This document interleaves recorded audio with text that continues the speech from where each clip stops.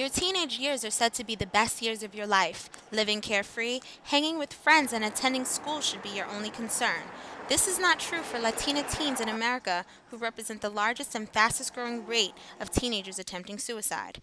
Why is this particular group at such a high risk? Counselor and suicide prevention aide Michael Bombardier of Stony Brook University explains the feelings these young girls may experience that lead them to a suicide attempt.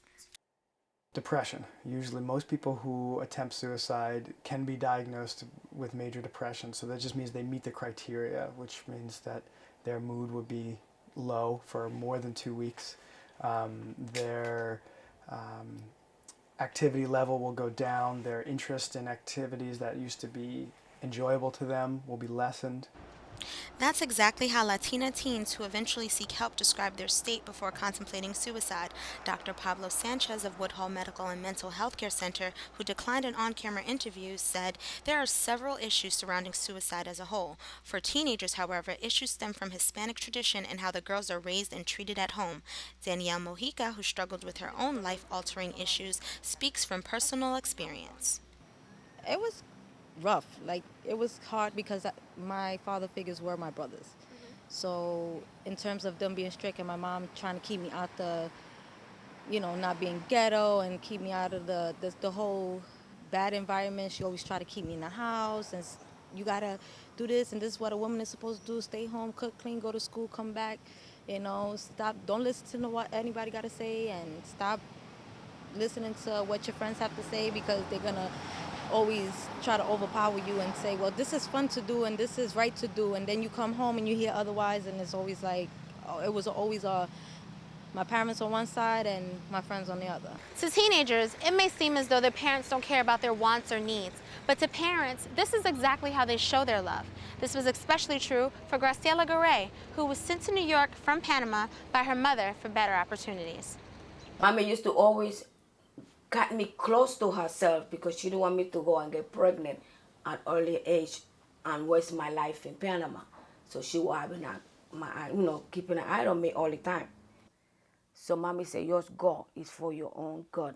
You're going to have a better education. You're going to have a better life. So I accepted. I cried a little bit on my way here. Then when I got here, I cried a lot because I miss my mother. Because I know my mother, what she was going through over there,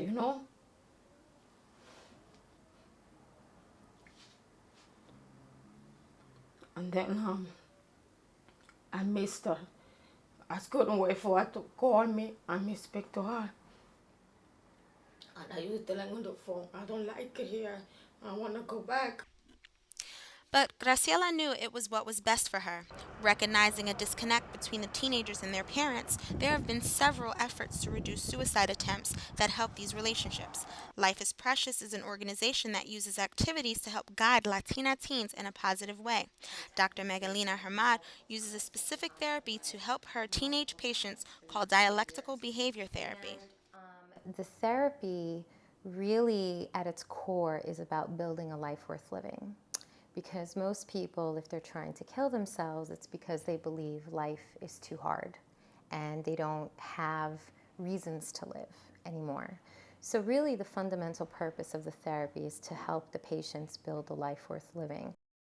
And so we go about through different strategies: individual therapy, group therapy, and also being available to our patients 24 hours a day, 7 days a week through a pager system to really help teach them different skills to cope with their emotional pain. Programs such as Life is Precious and Woodhull's Latina Adolescent Suicide Prevention Campaign may very well be the lifeline that these teenagers need. Discussing the issue and promoting awareness are also quite helpful. For Stony Brook News, I'm Kiana Gordon.